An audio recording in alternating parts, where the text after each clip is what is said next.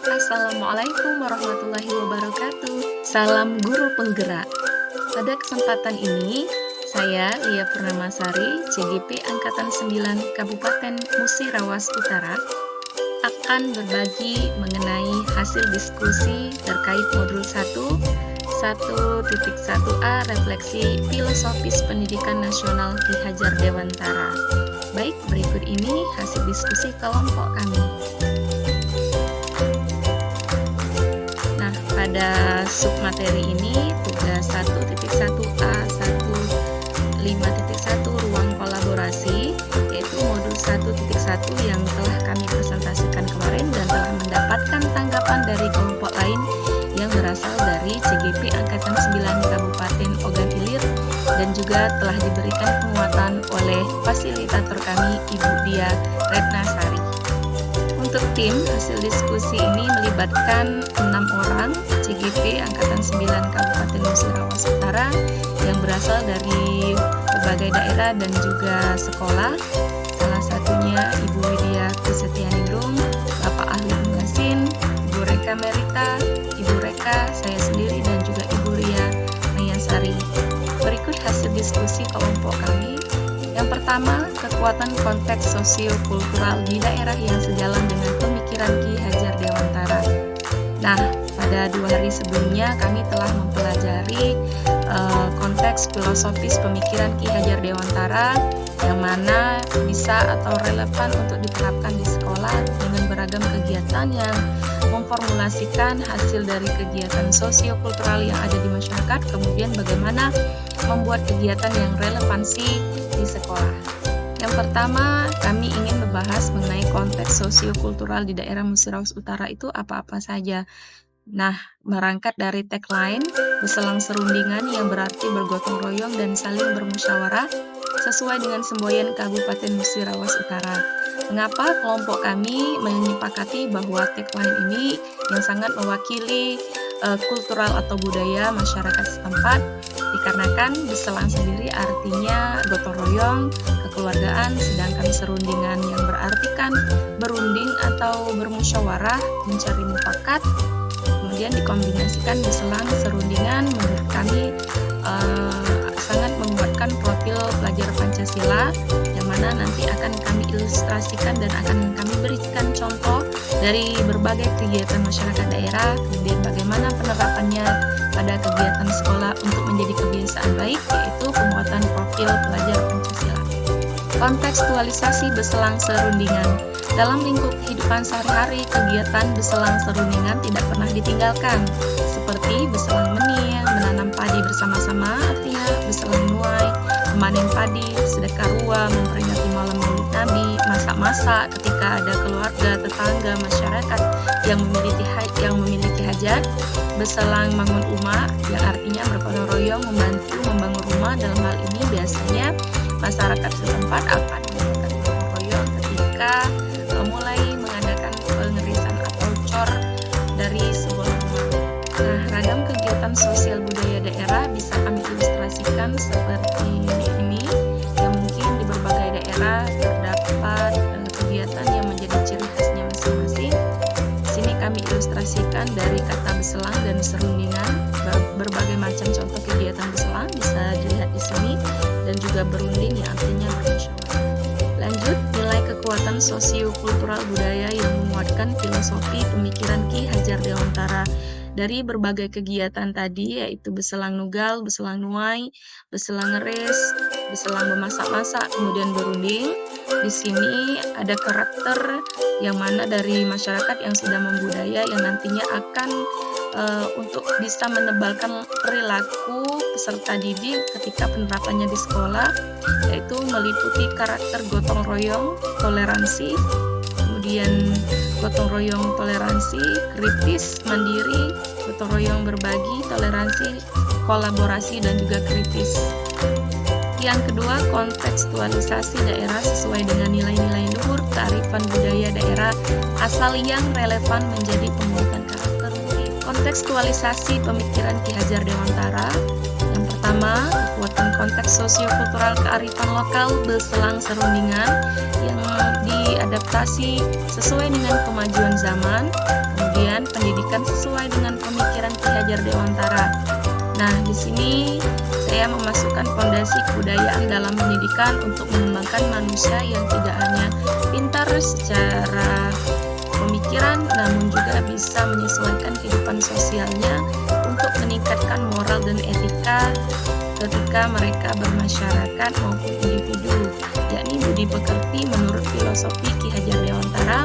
Dari budi pekerti terciptalah karakter. Nah, karakter yang akan dibangun sejalan dengan karakter profil pelajar Pancasila. Kontekstualisasi, bagaimana penerapan sosio-kultural budaya daerah ini bisa relevan di sekolah. Tahapannya yaitu pemberian contoh, penguatan, kemudian pengajaran, dan terakhir langsung atau tindakan. Nah, ini sejalan dengan recon atau jargon yang biasa kita kenal di pendidikan, yaitu ing ngarso sungtulodo, ing madya mangunkarso tut uri handayani, yang artinya di depan memberi contoh, di tengah memberi semangat, dan di belakang memberikan dukungan. Selanjutnya, beberapa penerapan yang bisa dilakukan di sekolah. Yang pertama, gotong royong membersihkan lingkungan, misalnya Jumat bersih, Sabtu bersih sesuai dengan kondisi sekolah masing-masing. Yang kedua, serundingan, berunding, membuat kesepakatan sekolah maupun kesepakatan kelas. Yang ketiga, berselang membantu warga sekolah yang tertimpa musibah, memiliki keluarga yang meninggal dunia atau tertimpa musibah lain dengan cara memberikan sumbangan berupa beras. Yang ketiga, kekuatan pemikiran Ki Hajar Dewantara yang menebalkan laku murid di kelas atau sekolah sesuai dengan konteks lokal sosial budaya di daerah yang dapat diterapkan. Nah, pada bagian ketiga ini kami akan memberikan contoh-contoh kegiatan yang mampu menebalkan perilaku peserta didik sesuai dengan konteks lokal sosial budaya yang bisa diterapkan. Penerapan 1. Kekuatan pemikiran Ki Hajar Dewantara sesuai dengan konteks lokal sosial budaya, yaitu kemerdekaan belajar dengan berorientasi pada kebudayaan daerah atau kearifan lokal. Kebudayaan daerah mampu menguatkan karakter murid, baik sebagai individu maupun anggota masyarakat. Hal ini sejalan dengan filosofi Ki Hajar Dewantara yang mana untuk memberikan pengajaran dan menuntun peserta didik agar sesuai dengan kodratnya, kita harus mendidik mereka sesuai dengan kondisi alam dan juga kondisi zaman.